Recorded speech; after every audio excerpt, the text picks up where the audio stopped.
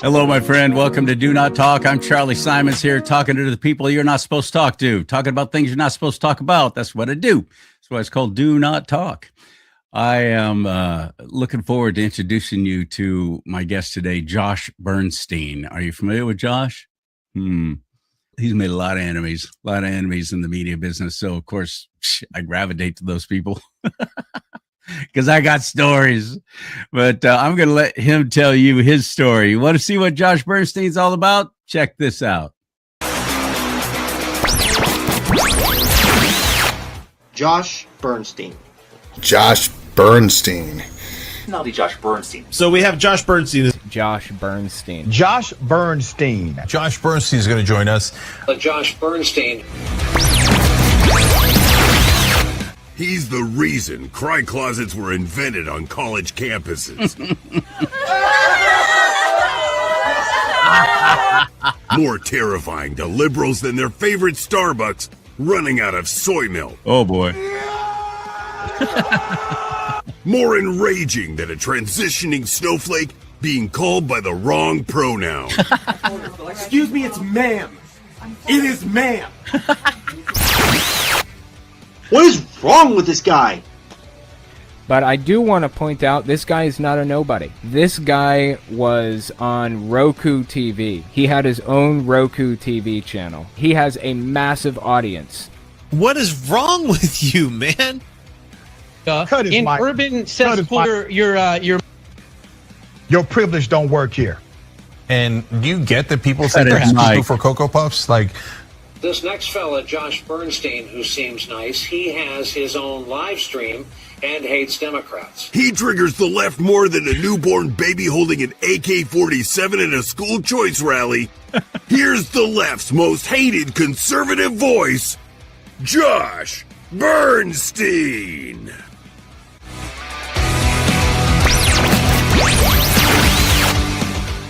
Okay. I like him already. Let me ask you to do me a favor before I bring Josh in here. I'm going to ask you to do me a huge favor. Please go to my website and you can help me there. You can support this show because one of the things Josh and I are going to be talking about and commiserating about is how tough it is to actually make a living doing this. In fact, it costs us money to put these shows on, where this is self-funded. Basically, we're running for office, aren't we now? But I say things and he says things that aren't real popular with the populace, aren't real popular even with our own Republican Party. And because of that, we get ignored, we get censored, we get shut down. And that's happened to me so many times and in so many different ways. So any way you can help support this show, you can do it through my website at charleesimons.com. That's CharLeeSimons.com. CharLee. Yes, my name is Charles Lee, so that's why I spell it that way. SIMONS.com. There's ways to give there. There's also a merchandise store. You can get yourself one of these awesome 15-ounce big old mugs. Let's talk about politics and religion. There you go. You can get one of these hats. I got a whole bunch of different hats, shirts, and mugs and so on there. And I do everything I can to try and make sure they're not sourced out of China. And also, I try and keep the prices down low as well. And they split the profits with me, the company I work with. So CharLeeSimons.com is where you'll find that merchandise store and everything else. You can contact me. You can even book a guest slot to be on the show like Josh did. So I appreciate you going there. Please write that down. Let's get Josh Bernstein on. Let him talk. Heard enough of me already, haven't you now? I know, I'm sick of hearing me too. Ready? Hit it. Yeah! Woo!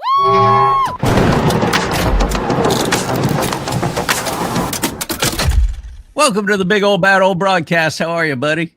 I'm doing fantastic. It's nice to be on the program with you today. Oh, I appreciate the sentiment. You don't even know me, though. You might walk away from here going, oh, why did I do that guy's show? I've been on a couple of those. I know you're on a lot of stuff, though, aren't you? You're even are you on Sky News? They put features. Yeah, I've done Sky News. Out of Australia? Yeah, a few times. I do a show out of Australia every week, actually. Be doing one actually a little bit later on this afternoon. And Yeah, no, I do a lot of media despite all the censorship. Look, when you're consistent with the truth and you're honest and ethical with the audience and you don't care who it hurts, you get censored and banned and all that stuff too. But you also get a following and you get people that'll keep coming back because they know that what you say they can put in the bank. So That's a great feeling, because that I value more than anything else. Even if I never make a dime back from all the money I've put into putting this show on all the time, this is my ministry. I'm doing this for the Lord. Bottom line, because God I bless do. you. Ephesians 5:11 powers this show. Be no part of the works of darkness, but instead even expose them. That's what I do. I saw your Rumble channel. The last time you posted something, it was explaining about what happened with your website and why you had to change everything. But it was 9 months ago. You haven't done a show on Rumble for 9 months now? No, I haven't. Basically because I'm now almost solely on Substack. So jbushow.substack.com is where you'll find me 7 days a week. I never take a day off from doing a show because the left doesn't take a day off from trying to destroy this country.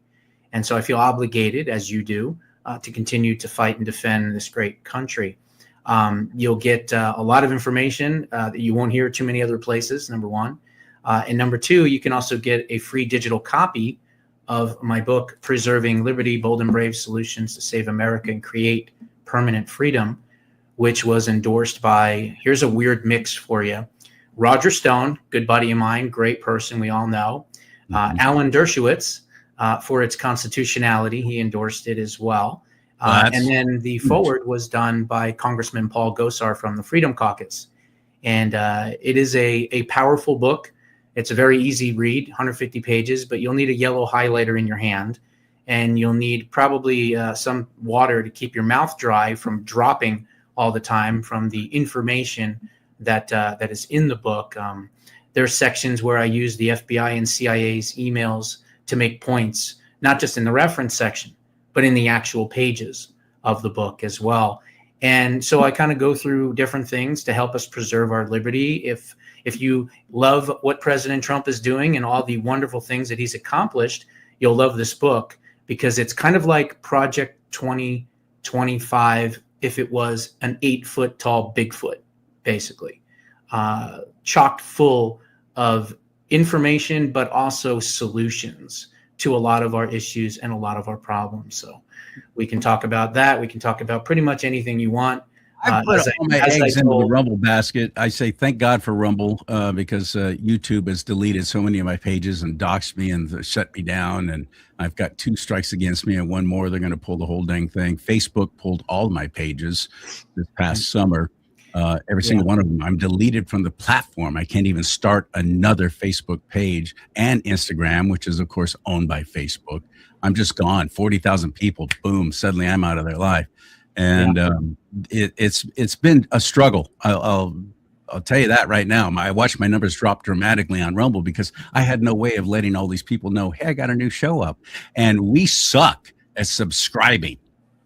We don't click that bell so you get notified when somebody does a show. We don't follow channels. I'm up to almost 6,000 followers now on Rumble, unlike the tens of thousands I had in Facebook. Yeah, I think I have 2,500, and I haven't even done a video in 9 months on there.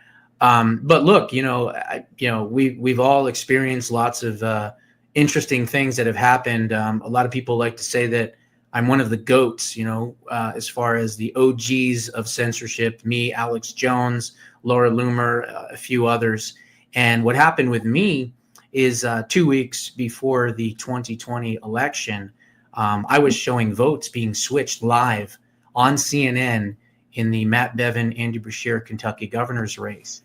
And you can literally see them taking 5,000 votes in a split second away from Matt Bevin, who clearly is the governor and should have been the rightfully seated governor in Kentucky instead of Andy Beshear. And so we watched the same thing happen in Arizona with Carrie Lake.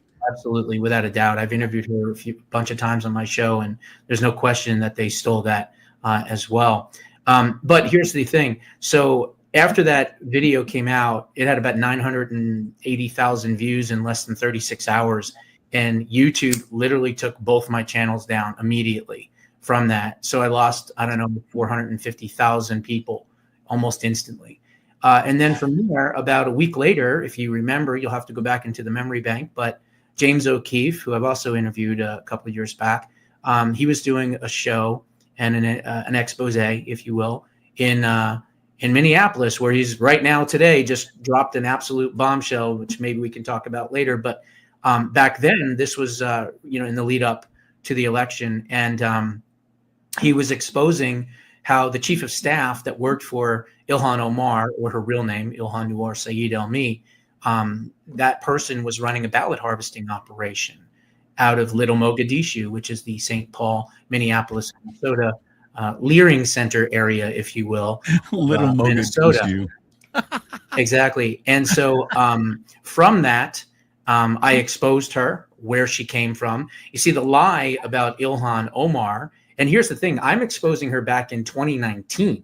People are just learning about her now. I was exposing her way back when she was one of the reasons and the catalyst, if you will, that really led to all of my censorship. So I exposed where she came from. The lie that the prostitutes in the media, as I like to call them, say is prostitutes. Good one. I like it. Yeah. What they like to say all the time is that she escaped war-torn Somalia for a better life in America. Well, that's absolute garbage. She was war-torn Somalia because her father was Muhammad Nuar, who worked for Saeed Bayar's dictatorship and was a propaganda minister and probably took part in a lot of the atrocities that happened. So they either stole the Omar name in Mogadishu, or they paid it off or something, and they lied on their N-400 immigration forms. Have you ever been close to or associated with an authoritarian, totalitarian regime? No. Well, that was a lie. And so if they didn't leave Mogadishu, they would have been executed. So they took another name and they came to the United States of America. And of course, she then ran as a member in the Minnesota House, I believe the DFL. And she was one of the first and only people, I think there was 2 members at that time, that voted against a bill that would have stopped and banned female genital mutilation. And so that caught my attention. And I was like, whoa, like who is this person? And so, of course, there was a lot of other stories out there as well on her. They were just starting. And so I did a full expose of who she is, where she came from, how she lied to come here, how she changed the rules when she got here and everything else. And then I was trying to tell people, look, this woman's going to run for Congress.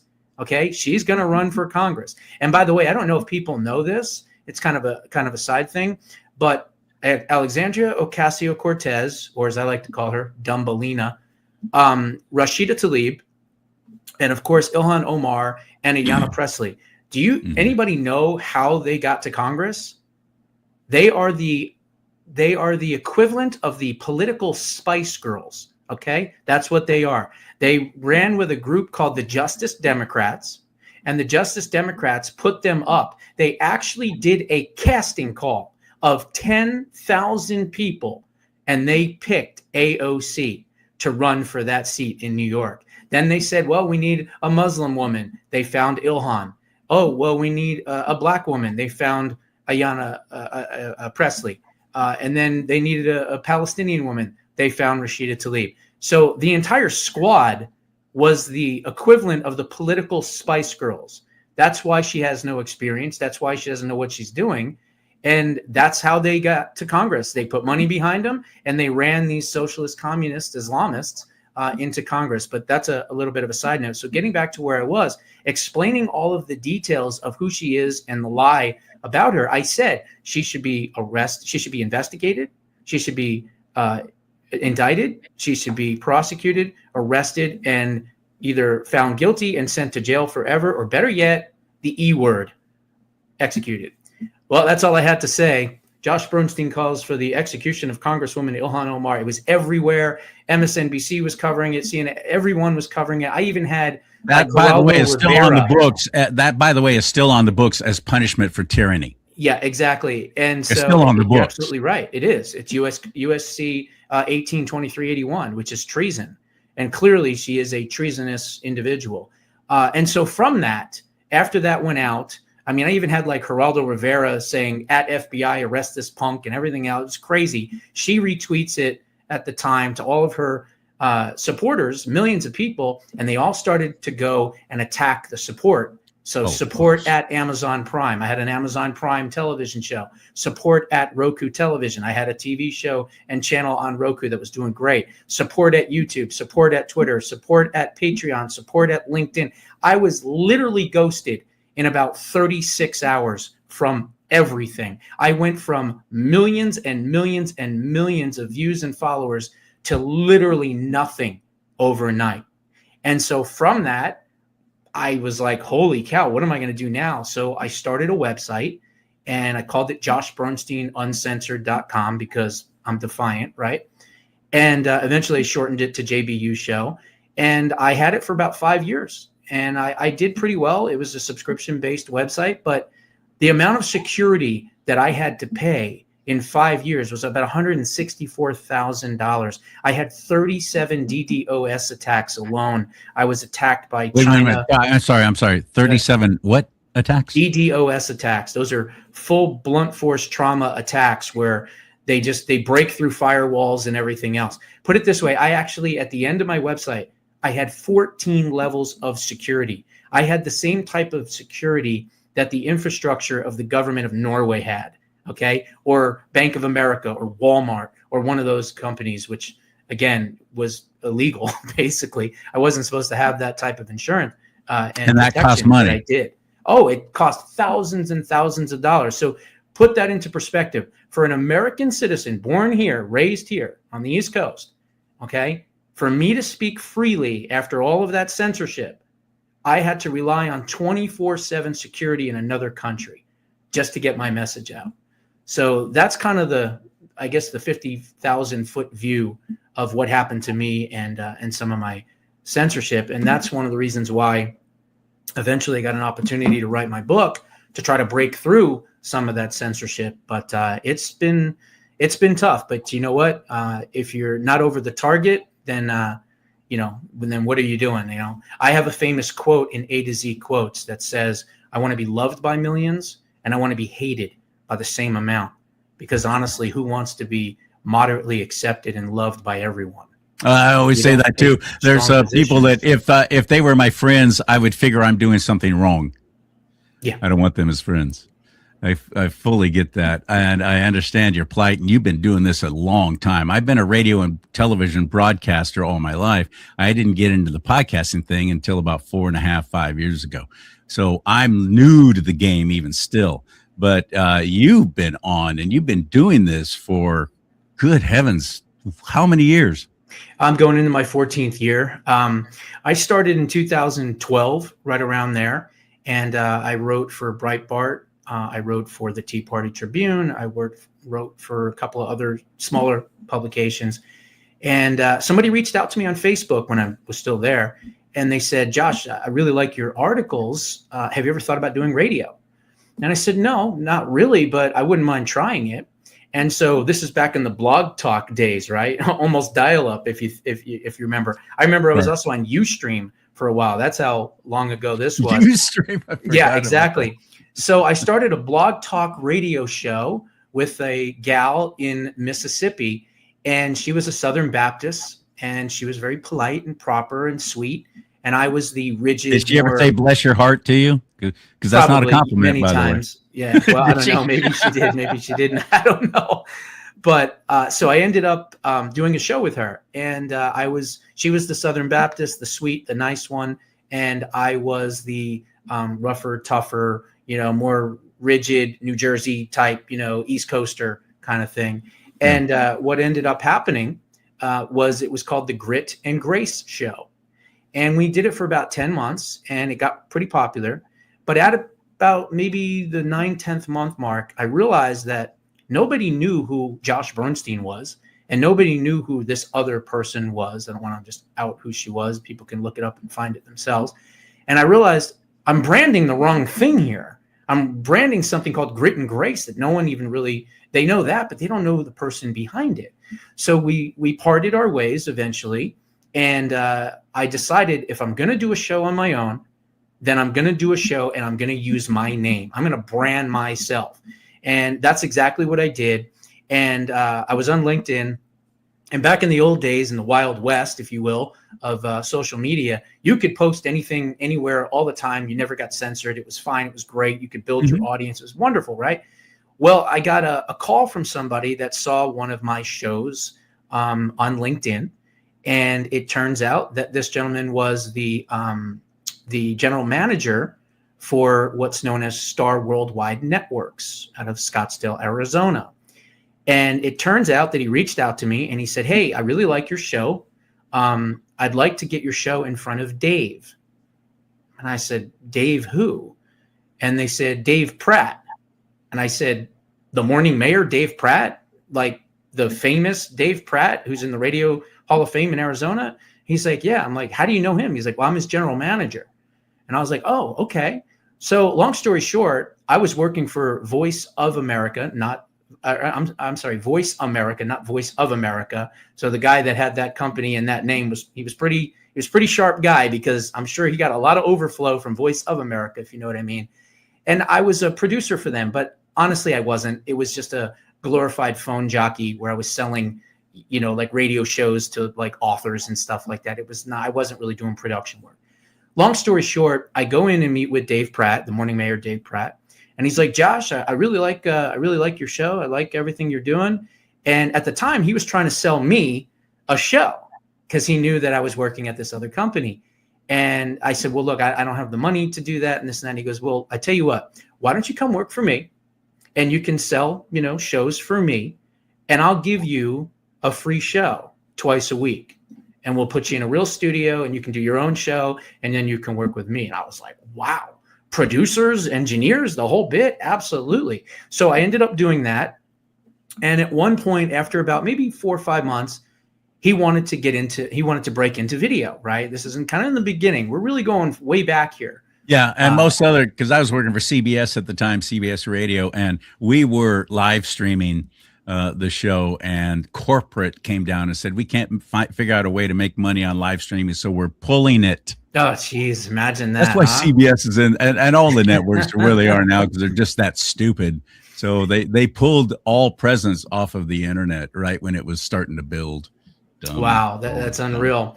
Yeah, so I ended up doing the show there, and all of a sudden I came in one day, and again, this was just radio only, and all of a sudden I see a couple of people sitting in chairs in the studio area. And I noticed that they're members of the media here in Arizona. I don't want to say their names. So they're sitting there, and one of them's got a clipboard. He's a sportscaster. Another one is a evening nightly news lady. And they're sitting in these chairs, and they're watching me. And, the producer's like, don't worry about it. I don't know why they're sitting there. Just do your thing. And so I'm doing my thing. And this is the first show that we did on video. And he basically used me as a guinea pig. Never, ever did it before. Didn't know what the hell I was doing. I had my notes in front of me. I'm looking up. He said, just keep eye contact with the camera. So, okay, no problem. So I end up doing the show. And then afterwards, these two people leave and they go into the conference room with the door closed for about maybe 10, 15 minutes. All of a sudden they leave. They say, nice to meet you. I'm like, okay, nice to meet you. They leave. And Dave says, Josh, come on in here for a second. So I go into the conference room and I'm like, what's going on? This is after the show was over, of course. I mean, they didn't pull you off the air. Of course. No, of course not. And so no, that's happened. Don't say of course not. That's happened. Yeah, Dennis Michael Lynch, right? I'm not going to take it anymore. Remember that? It was a brave patriot move right there on the air. But so what ended up happening was he walked in and he said, look, I want to continue to do a video show with you every single week. You did really, really well. And I said, well, those people were from like the news. And he said, yeah, they were. I wanted them to sit in and see what they thought of you. And I was like, okay, well, what did they think? He said, well, the one sportscaster said that he was a little annoyed with me. And I said, me personally? He said, no, me as in him, Dave Pratt. And I said, why? And he said, because he asked me why I was going to sit here and talk with watch this kid, as he called you, this kid. I can't teach him anything. He was a natural. Why am I sitting here? What do you want me to do? And Dave said, that's what I thought. The other gal said kind of the same thing, that if you don't hire him, maybe we will. And so from that point, they kind of put full production behind me. And I started doing this show on what was known as actually the Double Wide Network, which eventually became Star Worldwide Media. And I did it for about a year and a half, had big guests, all that good stuff. And it was a lot of fun. And I owe a lot to Dave, because Dave, you know, one of the nicest people I've ever met. I got to work with him on a couple of things. Yeah. One of the nicest people in the business. Just an absolute gentleman, Yeah. just a great guy. He Great wasn't talent. really a political animal at all. No. He was friends with, you know, like, I don't know, like the guys from Striper came in a couple of times. Luis Gonzalez, the baseball player, was here. Doug Ducey, you know, all these people that in Arizona that kept coming into the studio and stuff like that. Some of them, I interviewed Doug Ducey before he was our governor. And all that. But long story short, he taught me a lot. He taught me about cadence. He taught me about voice inflection, pitch, tone, rejoiners, right? In case you're just joining us, we're speaking today with, you know, that kind of thing. Yeah. And as a matter of fact, if you're just tuning in, this is Josh Bernstein. Exactly. So, there you and go. so I learned a lot from Dave. Actually thank him in my book in the acknowledgement sections. And he was wonderful. And I would say, the other person who was really instrumental was the late, great, you know, Barry Farber. I did Barry Farber's show, I don't know, 300. That's cool. Times. Oh, my goodness. Somewhere Basically, around 300 times, I think. One of the founders of, but everybody always talks about Rush Limbaugh, but Barry Farber was doing it before Limbaugh. Yeah, and Barry Farber was just a sweet, sweet man. I actually got a chance to meet him in person. My father passed in October of 2019. And so I'm in Arizona, and obviously I had to go back east for the funeral. And I decided, you know, I'm going to go and see if I can get a chance to go into the city, and I'm going to go find him, locate, you know, I talked to Celia, the daughter, and she gave me directions. And so we went up and saw him, and he died May 5th, I believe, I think it was 2020. And so I saw him just a few months before he passed in person. And, you know, sometimes, especially when you're coming up, and this is someone, by the way, that Sean Hannity counts as his mentor, in radio and things like that. And Barry was just this really sweet person. I loved him dearly. And he always would end every broadcast with keep asking questions, which I always loved. And I think the thing that I learned from him is that this was a man that lived through so much history, from the Cuban Revolution to the JFK assassination to 9/11. And he would just have these most incredible stories. And sometimes when you're in media and broadcasting, the best thing that you can do is just shut up and just listen and just learn. And I loved doing his show because his setups were so amazing when he would bring up a subject, because he would kind of weave in a past historical event and then bring you to current day. And it was just incredible. It truly was incredible. Of course, you know, he passed, and it was terrible. Actually, I was on the air when I found out. I was on the Jiggy Jaguar show, to be honest. James Lowe, Jiggy Jaguar out of Kansas. And he was like, oh no, breaking news. And I was like, oh man, it was just terrible. And so they had a tribute a couple of days later. And I'm not a big fan of Sean Vanity, as Michael Savage likes to call him. And there's a reason for that. You know, Vanity. Imagine, I don't like to bash people. I've always been respectful. But when your quote mentor passes and you have all these big hit people in media and radio and broadcasting, that I was part of this Zoom call, and you don't show up and you phone it in with a video, this is your mentor.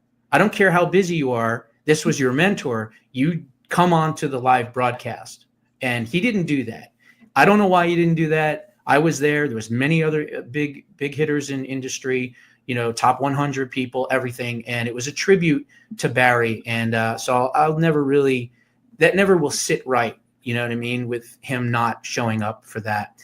But long story short, those were kind of my mentors. And then, of course, definitely I would have to say AMAC and and Dan, who has passed away. He was the founder and owner of AMAC. For folks that don't know what AMAC is, it's the Association for Mature American Citizens, which is the conservative alternative to the AARP group, or as I like to call them, the American Advancements for Radical Progressives. Let's be honest, that's what they are. It's pathetic. Exactly. It's definitely targeted towards the whole program's for seniors, but it's also targeted with just propaganda and crap in their magazine and everything else that they do and the things that they support with your money. Get out of AARP. I love AMAC. I think they're doing a great job. Thank God for them.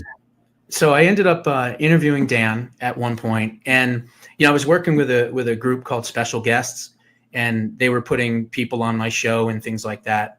And I was working with them, and they booked this guy Dan from AMAC, founder and owner, and I'm like, what do I know about seniors and healthcare, right? So I started thinking about it. I started doing some research, and I was like, oh, I know my angle here. I'll talk about Social Security. I'll talk about Medicare. I'll talk about Obamacare, things like that. And so I had a great interview with him, about 45 minutes. It was great. And at the end of it, I was looking for advertisers. So I said to him, I said, Dan, it was a pleasure having you on your show, having you on my show. Would you like your company's message to be part of my show moving forward? And he goes, well, what do you mean by that? And I was like, well, I have these really great advertising spots and this and that. And he kind of laughed and he goes, no. I advertise on Sean Hannity's show and Laura Ingram's show and all the, and I was like, well, I certainly don't have that type of an audience now. And he goes, no, you don't, but you have something else that I like. And I said, well, what's that? He goes, well, I like the way that you handled yourself. You're articulate, you're smart, you're compassionate, you know your stuff. Would you want to be a spokesperson for my group? And I was like, absolutely, yes, I'd be honored to. And he said, okay. Trying to get him to advertise on your show, and he's now saying he wants to pay you. That's correct. Be a spokesman. Oh, that's swinging for the fences there, buddy. Good job. Yeah. And so what happened was he goes, I got to go to Washington and I got to do some lobbying work in DC. Give me 2 weeks and I'll have the lady call you and we'll work out some details. So a week goes by. I don't hear anything. 2 weeks goes by. I don't hear anything. So I finally just call him and I go, hey, Dan, it's Josh Bernstein. You were on my show a while back. Oh, yeah, Josh, I'm so sorry. Did no one call you? No. Oh, okay. Give me till tomorrow and I'll call you back. And so he did. And we worked out a kind of like an agreement where it was kind of like, okay, we'll book you on radio shows, TV, whatever, and you get paid a certain amount per, interview. So like $100 or whatever it was. And if it was television, it was 200 or whatever it was. This was a long time ago.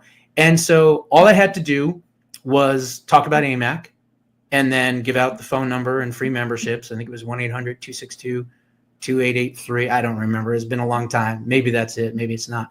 Long story short, I could talk about any subject matter on any of these shows as long as I promoted AMAC in the beginning. And they introduced me as Josh, AMAC spokesperson, national spokesperson, Josh Bernstein. So now all of a sudden I've got a big title, which helped me career-wise as well. Heck yeah. But when I got censored, and actually even before that, I think when Dan passed away, he had a stroke, so may God rest his soul. The kids took over, and they ended up firing me because I guess I was too controversial or whatever. They ended up hiring Rudy Giuliani. Rudy Giuliani did it for maybe 3-4 months. Then he left, and then there was like a whole bunch of people going in and out. And then I think after Fran Tarkington, they eventually settled on that guy, Ben Ferguson, who's in the media as well. I think sometimes he works with Ted Cruz on The Verdict or something. I think he's like a guest with them or something. And so they work together, whatever. And so I think he's also still the national spokesperson. Maybe he isn't, maybe he's not. I don't know. I'm not sure. But here I was in my 40s, not even old enough to get a membership for the group because it's 50 plus, and I'm representing 2 million seniors. It was a lot of fun. So those are kind of like the three big influencers, if you will, on my career. I love it. Congratulations. And I know that you've gone through some struggles and you've taken some hard hits, and you had to make some financial decisions because it was costing you so much money just to protect your own frickin' website. I'm blessed. I have a friend who has his own private server. He's the one that built my website. So it cannot be taken down, but that doesn't mean it can't be attacked. Yeah. It certainly could. And well, that's why I moved over to the Substack, because, you know, knock on wood, they don't do any censoring. And not only do they not do any censoring, but they actually help promote you. Like every single thing you post has a subscribe button in it. And every video you put up, they automatically cut 3 or 4 little tiny segments on it that you can promote. Yeah, it's a really, really good platform. So if folks want to support me, I've had a lot of friends tell me I need to go over there, and I just haven't done it yet. Well, $49 a year. I actually have like one of the lowest prices possible. That equates to $4.08 per month. You get 7 to 10 shows a week, because sometimes I'll do 2 or 3 segments a day. You also get my Full Throttle Thursday, which is a live broadcast every Thursday night where people join on a Zoom call. They can ask me any questions they want and interact with me. It's a lot of fun. Plus, you can either buy a copy for $20 on Amazon or Barnes & Nobles, wherever books are sold, or you can get a digital copy, which they sell for $12.99 for free for becoming a paid member. And I always joke and say, the only thing missing from this deal is the gun, the ski mask, and the getaway car, because it is truly highway robbery for that kind of content. I admire anybody who writes a book. For heaven's sake, I'm impressed if you write a pamphlet. My buddy Trevor Carey. Well, there's a story behind the book too, if you want to hear that one. Yeah, well, tell me. 2023, I go to Turning Point every single year. I've been going for years.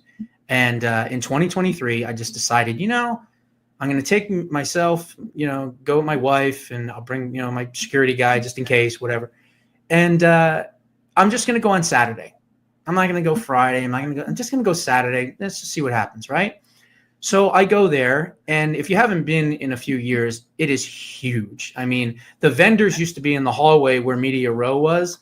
Now they're not. Now they have their own auditorium with so many. I mean, it's like football fields deep of people. So I'm walking around through there. It's kind of like a Cracker Barrel. You have to walk through the store to get to the main venue, to the restaurant. That's how it is.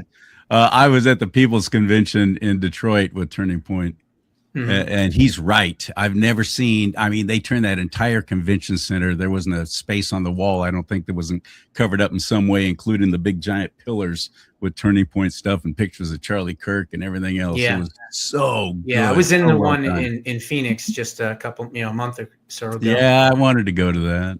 Well, I live in Arizona, so it's a 45-minute drive to me to get there. But so anyway, I'm walking around in there, and I see all these vendors and this and that. And all of a sudden, I see a big banner, and it says Skyhorse Publishing. So I'm like, oh, that's kind of cool. And then there's like a little table set up, and there's all these books. And I'm like, oh, Dr. Ben Carson, I've interviewed him. Dr. Robert Malone, I've interviewed him. And I'm going through all these different people. And so the girl says, who are you? And so I explained who I was and that. And she's like, have you ever written a book? And I said, no, I've never written a book. But many years ago, I wrote like a 10, 15-page thing, and I called it The Great Squanderer.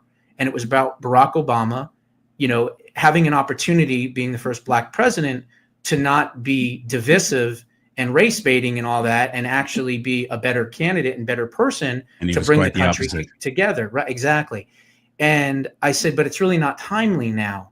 She goes, no, it's not. She goes, but why don't you write something and submit it to us, and maybe we'll get you published.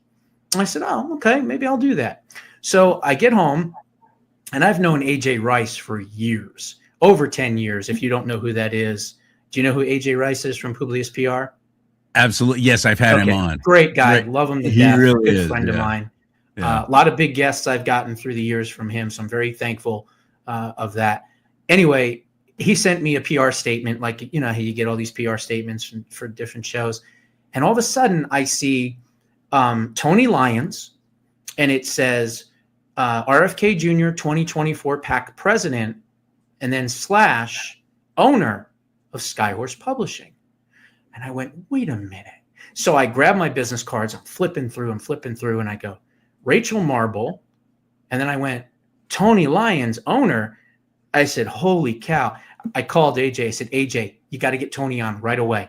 Okay, no problem, Josh.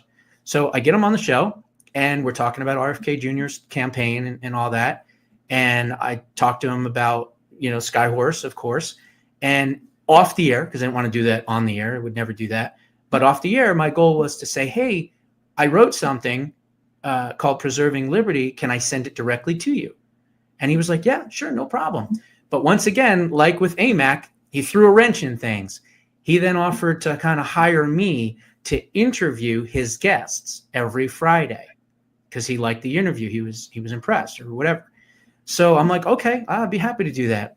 So this was December. It was like the last day of December, like 29th, 30th, something like that. And come January, the first Friday, I'm interviewing one of his guests, right? And then every week after that. So I don't hear anything all of January. I'm like, okay, no problem. February rolls around. Every Friday, I'm interviewing one of his guests. I still don't hear anything. So then March rolls around. It's 3 months now, and I'm interviewing his guests. And finally, at the end of March, I'm like, man, what's going on? I haven't heard anything, this and that. So I was starting to get a little, perturbed, I guess would be the right word. And I actually had my assistant, my publicist, say, let me see if I can find somebody there and see if we can talk to them. And I was like, all right, because after that, I was like, I'm going to Winning Team. I'm going to, all these other publishing houses and stuff. Right. And so many to choose from. Yeah. Yeah. And so before I did that, I said, all right, I'll be calm. I'll be patient. And she ends up hooking up with Hector. And I don't want to give his last name, but Hector did the last 7 books for Alan Dershowitz, including 2 of his bestsellers. So she books a Zoom call with me. Her name is Marlene and Hector. And we do about a 45-minute call. I sent him the 15-page outline that I wrote. And he's like, Josh, I love it. This is great. This is going to be so good. I really want to do this book. And I said, oh, that's wonderful. What's the next step? He goes, well, let me talk to Tony and I'll get back to you. And I'm thinking, all right, what, week, 2 weeks, 3 weeks? He goes, no, about an hour. An hour? He says, yeah, let me just literally talk to him. I was like, okay. An hour and a half later, I get a phone call saying, Josh, I talked to Tony. He gave us the green light to doing Preserving Liberty. And it was like, I was like, wow, like that is unbelievable. And the saddest part about this, and it just kills me, is that I couldn't tell CharLee at Turning Point and say, thank you, CharLee. It was your event that let me become a traditionally published author. And that kills me to this day. But that's the story behind Preserving Liberty. I went to see him speak 3 different times, each time better than the one before. The last one was actually at San Francisco State University.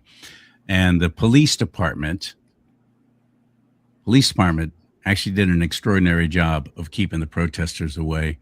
And as you can imagine, in San Francisco, there were many of them that's what I call it too. trying to disrupt, destroy, but they kept them far away. And I was impressed, actually, and somewhat surprised, because I thought the SFPD would be looking the other way, But no, they did a fine job. And I'm looking around and I'm seeing sniper.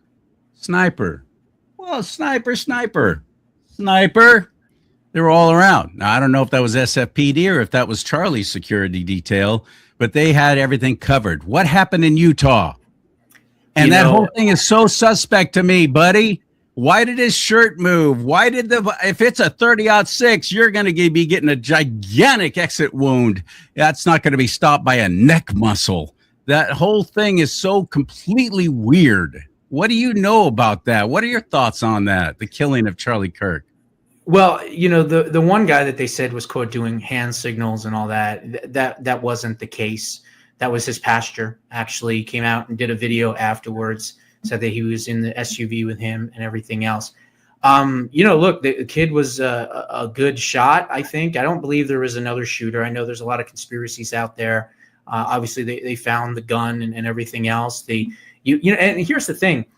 I agree that it was likely just him, but I don't think that it was just him as far as who set it up, who funded it, the entire online trans terrorist nation. Why was he ever even able to get up on that roof in Pennsylvania when President Trump was shot?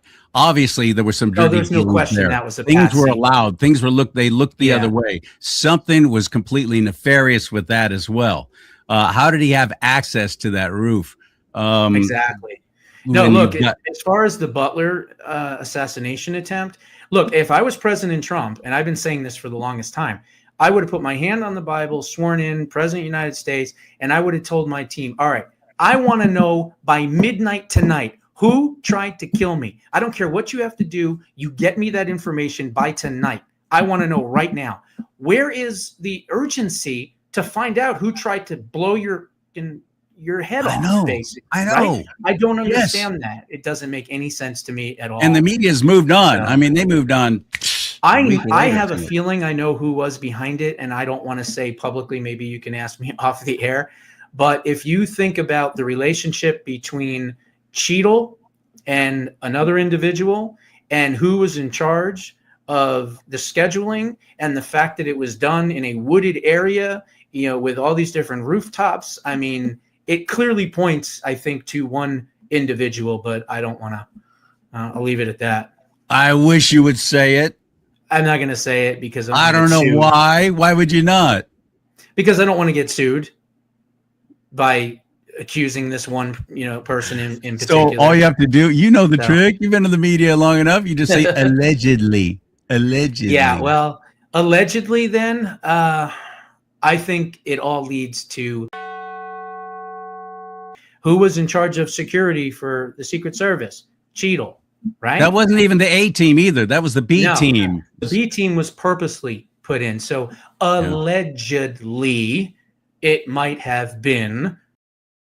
But I think in reality, I mean, who was setting up all the schedules? Who knew exactly where everyone was going to be at every single point of time, including RFK, including Trump, including heels up headboard Harris, as I like to call her on my show. All of these people, okay. Who would have known that? There's only one person that would have known that. And so, and I think it came from the highest ups. I think if she was running the Biden administration all along, totally actually. She's the absolutely auto pen. It was basically Obama's people running it until May of 2023. I believe that. That's when took over, kicked everybody out. That's when the rift happened. And of course, we know the auto pen situation and everything else. And that's why I say, if you want to get to the root of what happened in the last 4 years, there's 2 investigations that have to come forward, and they have to be prosecuted, indicted, imprisoned, and jailed, and everything else. One is the auto pen, because if you can get the auto pen and get to the bottom of the auto pen and hold those people accountable, now you can go to the Supreme Court and you can say, hey, I want to challenge the constitutionality of a preemptive pardon. Okay. And then once the Supreme Court rules that there's no such thing as a preemptive pardon, because according to my buddy Alan Dershowitz, who endorsed my book, he doesn't believe it was legal either. Then you can unravel what happened in the last 4 years. And the other thing is the Mar-a-Lago, because here's the thing. Oh my God. Going through Barron's and Melania's underwear drawers and all this freaky crap going on. That Mar-a-Lago raid was insane and unprecedented, never been done in the history of our nation. And again, where are the repercussions from all that? Why are so many FBI agents that are so dirty still employed by the FBI? Why are there so many still in the DOJ? I thought they were going to clean house and just start over. I don't care if you get down to a skeleton crew of 12, you start over. There are good people out there that they could bring in quickly, like they're doing with ICE and Border Patrol, but and bring in retired people or people who were fired during the whole COVID crap because they wouldn't take the shot. You got a whole lot of people out there who would love to come back, and but yet there's still the FBI and the DOJ, I believe, is still very dirty with deep state. Yeah. Well, Mar-a-Lago was their fatal mistake. Let me explain why. Russia, they would have gotten away with it. Why? Because there's a statute of limitations. That's why, right? The impeachment, all the other things that they did, they would have gotten away with all of that. The second They raided Mar-a-Lago. It now becomes a criminal conspiracy. It resets the clock. And we know that Barack Obama would have presidential immunity, right? For anything that he did during office, which is why everyone underneath him would be hopefully indicted and in trouble, but not him, unless they can prove through email communications, any type of phone transactions, whatever it might be, if he did anything and had to do with anything with the Mar-a-Lago raid, he no longer has immunity, and therefore there's no statute of limitations on a criminal conspiracy charge. I believe that this administration is working on that diligently. I always say we've got to be patient. Everyone's yelling and screaming, when you're going to arrest someone. I get it. I understand. But justice done right doesn't happen overnight. Would we want them to come out and indict someone right away? And the next thing you know, some slick left-wing lawyer gets a hold of the case and pokes holes in it. And the next thing you know, all that work is gone. I'd rather have them do their diligence and really put together an ironclad case and then bring that ironclad case. Yeah. And what you're doing, you're not going to get convictions in New York. You're not going to get convictions in DC. You're not going to get convictions anywhere, in Virginia or anything, but you can get convictions in Florida. What did they do on January 12th? They impaneled a grand jury in St. Pierce, Florida for criminal conspiracy. So I'm telling you, this is something that they're working on. I hope you're right. I wrote an article about this very thing because all my fellow conservatives were screaming and squealing about where are the arrests? How come people haven't been arrested? Please stop saying that. Exactly. And I literally had them say, oh, it's going to destroy us at the midterms. I'm not even going to bother voting unless there's some arrests start happening. Well, to what end? Okay, look what just happened with James Comey. Look what happened with Letitia James. They walked because you got all these dirty judges and they can't impeach them because we don't have a majority in the House and the Senate.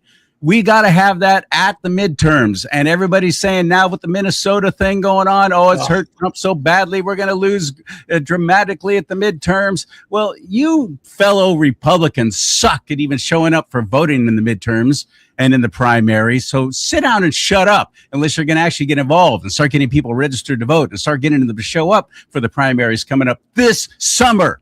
Because elections are won and lost in the primaries, especially in California with our jungle primary. We don't show up. They were celebrating the last election, 2024. Exactly. Oh, 33% of us showed up at the primaries. 33%? You're bragging about that?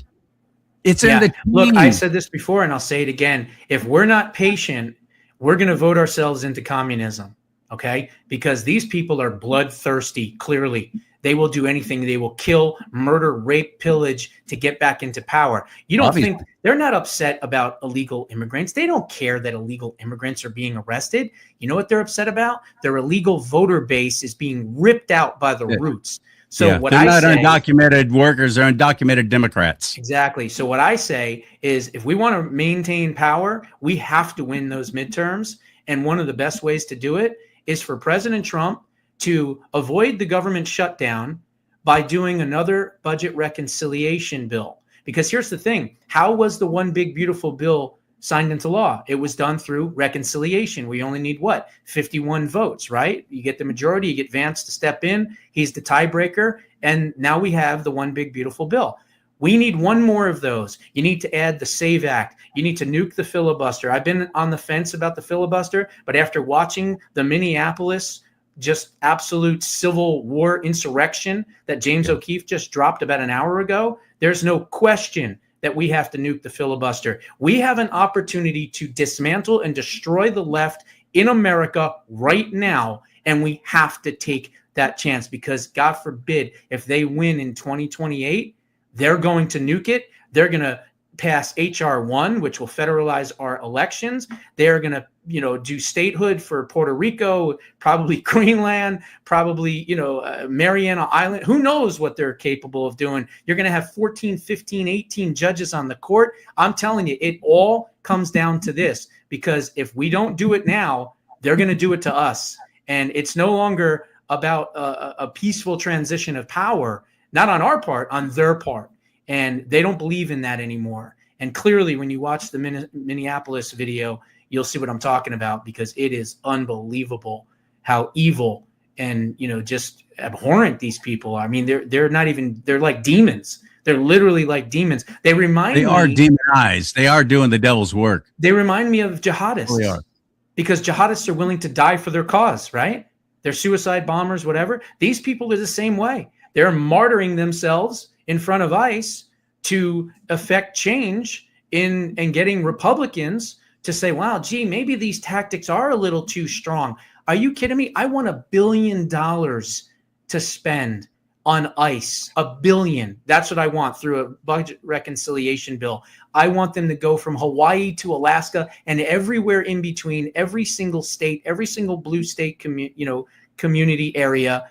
And I want them to rip all of these illegal voters out immediately and do it before the midterms.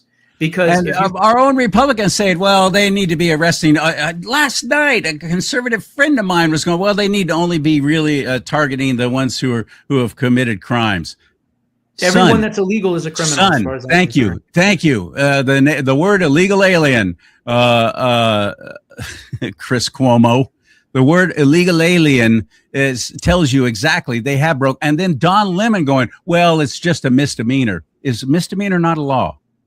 Yeah, right. Exactly. Is misdemeanor not a law? I'm sorry, Don. Would you please spell that out? How that's not breaking the law? They have all broken the law coming in here. Well, they're basically nice people. They're just looking for a better way of life. Well, then come through legally. And another thing too, that's the minority of those people who have come across illegally. That's the minority of those who actually want to start businesses and have jobs and start a better life here. Most of them, they came here because they know they're getting the freebies. Absolutely. And they are. Yep. And it boils down to cost versus value. When we were building this country, there was value in bringing people into the country. They wanted to make the country better. They wanted to give their culture, their cuisine. They wanted to work hard. They were willing to become Americans, learn English, give back to this new country that has given them so much. Well, that has now all flipped. And now it's, what can we take? What can we extract? What can we steal from the American people? And we're tired of it. So if you look at, like, for instance, these Somali sewer rats, as I like to call them, right? What value do they bring other than Democrat votes for the Democrats? But what value are they bringing? It's a cost versus value assessment. We need to change all of immigration based on that. Oh, you want to come to America? How much money are you worth? Or do you have a job already? What's your story history? I mean, we've got to do almost like the gold cards that Trump is doing. We need to do that for every single person. But before we do that, we need a moratorium on all immigration, legal and otherwise, for 20 years. There is 55 million illegal aliens. Absolutely. And I'm sorry if there's good people who've been waiting a long time to come in here. They're going to have to wait, because we just had almost 50 million illegals come in here. More than 50. And I believe it was at least 50 million, not the 10 or 20 that everybody else is saying. I've talked to J.J. Carroll and Gil Mazza, these retired Border Patrol agents, one actually working again for ICE. I've talked to this dude, again, can't name his name because everybody's being doxxed, everybody's being destroyed, who's daring to actually uphold the law in the United frickin' States of America. Yep. And it's out of control. It's got to end. And this has to be done just like President Trump promised. And we were all on board when he was campaigning, saying he was going to do it. Now that he's doing it and there's some pushback in stinking Minnesota, the whole country's going, oh, maybe we need to rethink this. Yeah, because it's a psyops. This is a Communist Party psyops. And Republicans are stupid enough to buy into it. You went and voted for President Trump when he said what? I will do the largest deportation in U.S. history. And you voted for him. You support that. You have no right to complain on how it's done. Okay? Just sit down and shut up and allow this country to heal itself by getting rid of these criminal aliens. That's what needs to be. Getting rid of this, cutting out this cancer, which is what it's been. We need to explain that to people. And I hope President Trump would say something like that, saying, do a thing, a post, speak to America and say, you are witnessing a communist takeover and psyops. And the people that voted for me, that this is what I was going to do.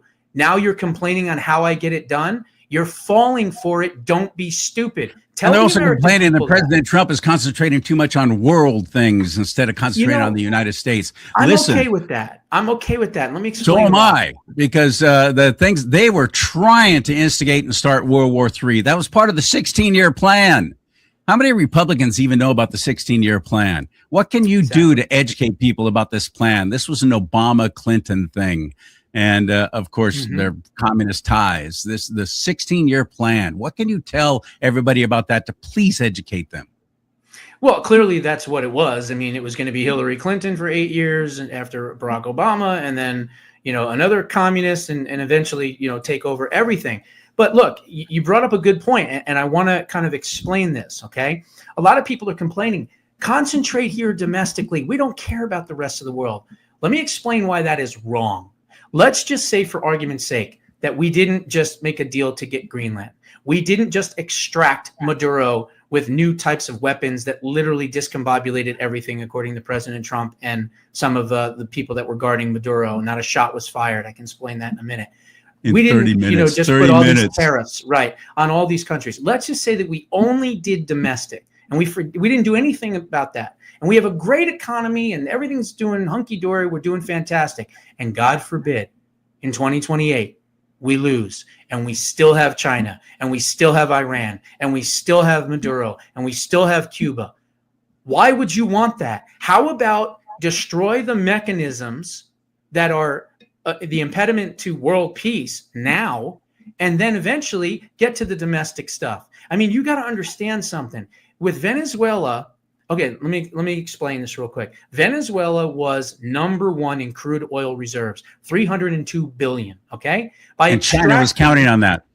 By extracting Maduro and taking him out and taking the oil, we are now number one. We went from number 10 at 48 billion oil reserves to number one. Now, China was getting 13% of their oil from Venezuela. Where do you think the other 87% is coming from? Iran.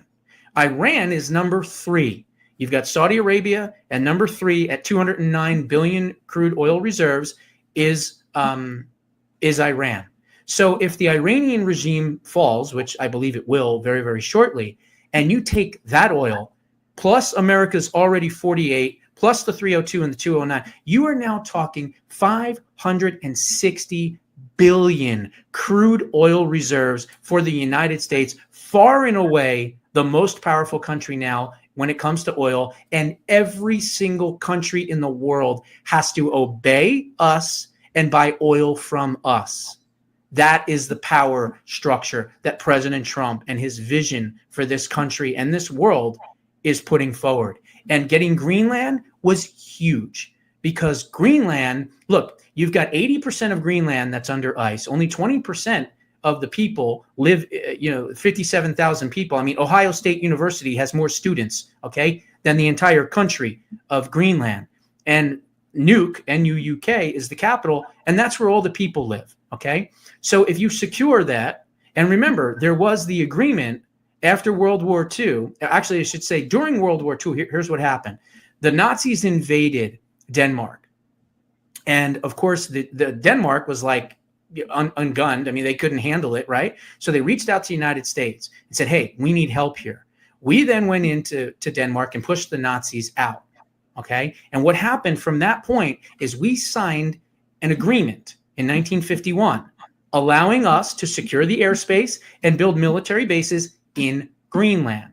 Now, granted, it wasn't an ownership type of situation. It was just an agreement. So we didn't really own the land to do it, but we did put the Thule Air Force Base, which is now the Patufik or whatever it's called now, Space Force Base in the northern part of Greenland. And we can secure the airspace, and we can secure the country now. And we're going to build 4 to 6 more military bases with anti-missile defense systems and things like that in Greenland. And the thing is that the Golden Dome, the majority of it is going to be in Greenland. And it's going to protect, of course, the United States, Greenland. It's going to protect probably even Denmark, and it's going to protect Canada. And that's a very real thing. For anybody who doesn't know it, or they think, oh, it sounds like a Trump thing, gold, whatever. It's worked for Israel now for quite a while. The Iron Dome, as they call it there. Absolutely, and it was American technology, according to President Trump, because he said it the other day in Davos. I mean, think about it. He goes to Davos and he comes home with Greenland. I mean, the guy is incredible. He is literally incredible, and the strategic vision that he has for the future, knowing that the Arctic region is going to be the next battlefield. He's securing that now. He's keeping us out of World War III. People don't understand that. And I actually suggested that President Trump should go to Greenland and do a speech, 45-minute speech, whatever. Tell the people directly, we're not here to take you over. We're not here to invade you. We just want to protect you. We want to protect Denmark and, of course, the United States and this region. And go there and explain it. And that's what he really needs to do. But I think in reality, this is going to be the best thing that he could have done. But think about it. You have 28 million people liberated potentially in Venezuela, which is going to happen. You've got 92 million in Iran. And when the Cuban regime falls, which it will within 2 years or less, I can almost guarantee you that, that's another 11 million. So President Trump's legacy, if you will, at the end of this presidency will have been to liberate from communism 130 million plus people. If you want to talk about doing the right thing foreign policy wise, that's it. We get a majority in the House and the Senate this coming November. If no, it we doesn't show matter. up for He's the primary elections, regardless. Even if we lost the midterms, they will attack him in so many different ways. They will defund all this, just like they're trying to defund ICE right now. They will. This is going to be catastrophic if we don't maintain some kind of majority in the House and the Senate. That's how important I agree this with is. you. Get registered to vote, registeredtovote.ca.gov out here in California. I don't know, wherever you are, look it up. Registeredtovote.ca.gov. This has to be done. We've got to do this. We've got to show up this June for the primary election and then again in November and vote the whole ballot. Yep. Stop just voting president, vice president, and then leaving everything else open. Because there are ways in California that they're cheating now that they'll literally take what you don't vote for and they'll turn it into a vote against you. This is real. This is going on. I pray that President Trump will be able to fix elections before this coming November. I don't know how he's going to do it in states like California because they will just literally go, yeah, we're not going to comply. And then how do you reverse an election that's already been done? Obviously, Joe Biden did not really win that election in 2020, no, of course but not. yet Not even he had 4 years under that tyrannical nutbag. It's imperative that we do this. And speaking of prayer, it's imperative that we pray for President Trump's safety. Pray for him, pray for his family. Absolutely. Pray for him, pray for his family and his administration, pray for their protection. Yep. That is vitally important right now. If you don't think there's power in prayer, then you're not paying attention. God is. And I do believe that that he will heal our land if we humble ourselves, we turn away from our sin, we ask for forgiveness. He will do that and he will heal our land. He promises that. That's in 2 Chronicles. So there are things happening now in spirit, principalities, whatever you want to call it. There are levels of darkness that we can't even comprehend. Most of us is not even in our DNA to realize how wicked and evil these people are. I mean, they're sucking the blood out of children to stay young looking. These freaks need to go. They need to die. It's pretty. No, it's pretty insane. I'm not supposed to make that judgment. So please, Lord, forgive me for saying that. But I do know Jesus said anyone who causes any of these young ones to stumble, it's be better for them to have a heavy millstone tied around their neck and to be cast into the sea. He didn't say it'd be better for them to do it to themselves. He said it'd be better to be done to them. I'm stocking up on millstones. Everyone else is buying gold and silver. I'm buying millstones. I am done. Son, I'm so sick of these people. They need to go. They need to get out. And Armageddon's on its way, man. We're in the last days. So I'm not going to sit back and go, well, I'll just wait until Jesus comes back and he'll take me away. I'm going to be quiet over here. That's going against Scripture as well. That's going against Scripture. Why do you think we've been censored? Why do you think I've been censored? Because I'm not afraid to tell you right to your face what I'm thinking and what needs to be done, and then be not only active in engaging in it, but also helping my audience and things like that, giving out phone numbers, giving out email addresses, telling people how to be civically active and engaged. That's what preserving liberty is all about. That's why it's titled Create Permanent Freedom. Let's understand there's been 300 executive orders. How many of those are permanent? Only 28. They won't be. As soon as you get some Democrat in there, they'll reverse them all. 28 are permanent. Why? Because they were included in the big, beautiful bill. But the rest Thank God for can that. all be reversed. He's got 90 people proposed to be U.S. attorneys. Only about 17 of them have been approved. Regardless of all that, we have got to do one more budget reconciliation bill. And in it, we have to put the SAVE Act and election integrity. Because if we don't do it, it's curtains for this country. I'm telling you. It is Scary. that serious. It is absolutely that serious. He's not exaggerating. No, I'm not. Josh Bernstein, I had a feeling when I first came across you, I've been in a broadcasting side of things for so long. I haven't paid attention to what's going on in the podcasting world most of my career. I didn't care. I was busy doing my own thing. I always, I put all my eggs in the broadcast. I was on radio world, for a while, KFNX 1100, about 6 months or so. Where's that out of? Phoenix. Okay, gotcha. Phoenix market. But when I ran across you and I saw what you were doing and who you were, I thought, oh, I got to get this guy on. I think he and I are going to get along great. So I'm glad I did, and I was right. I think you're fantastic. How do we find you? How do we help you? How do we get your book? Run through that. Yeah, you can get the book on Amazon, Preserving Liberty, and you can find it on Amazon. Or if you want a digital copy, just join my Substack. That's where all the action's at for me every single day, like I said. And it's jbushow.substack.com, jbushow.substack.com. And you can join me on Thursdays live. But I'm going to do a show kind of like what I did right now, where you're going to find out details and information that you've never heard anywhere else, that I can guarantee you. And, I cover it all. It doesn't matter what the subject is. I can cover it from geopolitical, international, abortion. It doesn't matter what it is. I can cover any topic, because I always say I hate these people that get on radio and television and go, well, ask me about this, but don't ask me about that. Don't talk to me about that, but only ask me that. Look, if you're on radio or television, I've had guests walk out because I went ahead. You should be able to cover them. it all. And if you can't cover it all, you shouldn't be on radio or television. Yeah, exactly.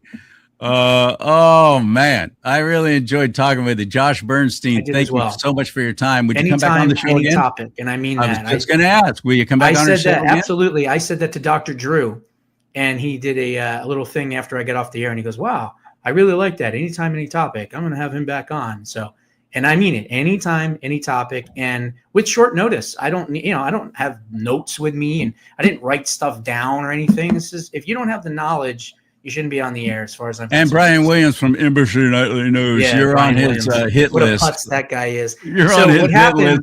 Was my publicist. Well, that makes you a good guy in my book. My publicist found that real quick, that clip. And it was a clip of me basically designating the Democrat Party a terrorist organization, because they are. Let's face it. I mean, they're violent. They don't believe in rule of law. They're lawless. They're anarchists. So yeah, they are a terrorist organization, no different than other terrorist organizations. And so there was like a 2-minute thing, and then at the end he says something like, "And if any of you think that this is just outside the fringe, I remind you of the boiling frog experiment." And then he says something like, "And that's our show for the night. I'm Brian Williams, NBC Nightly News." He did that on the his eighth broadcast till the end. So in other words, he had 8 more broadcasts. He already knew he was out. Exactly. And so we found the clip, and I was like, oh, this will be great for an opening. Oh my God, I would love this. And so we put together, I wrote that entire opening, by the way, the entire thing. So, and that was from like 2022, 2023. So who knows? The years just kind of keep going on and on and on. Yeah, huh? My dad always said, son, the older you get, the faster the years will go. I'm like, oh, great, Dad. Thanks a lot for cursing me with that. Yeah. Because he's been right. I appreciate you very much, my friend. Absolutely. Thank you so like much I said, for the time. anytime, any topic, I'm there. I appreciate that very much. And don't say that, because I will do it. I'll have him on every week, just like I do Arthur Schopper, who I also get a big kick out of. I love his mind. Love that guy's brain. Thank you so much for tuning in. I hope you share this with others. I hope that you will go to my website and help. I hope you will buy some products in my merchandise store. And you'll be helping the show stay on the air that way. Or if you just want to outright give, there's many different ways there, including Give, Send, Go. So please go to my website, charleesimons.com. Help this show stay on the air and share it with others. charleesimons.com. May God bless you and keep you. May God bless America. But most importantly, America, bless God.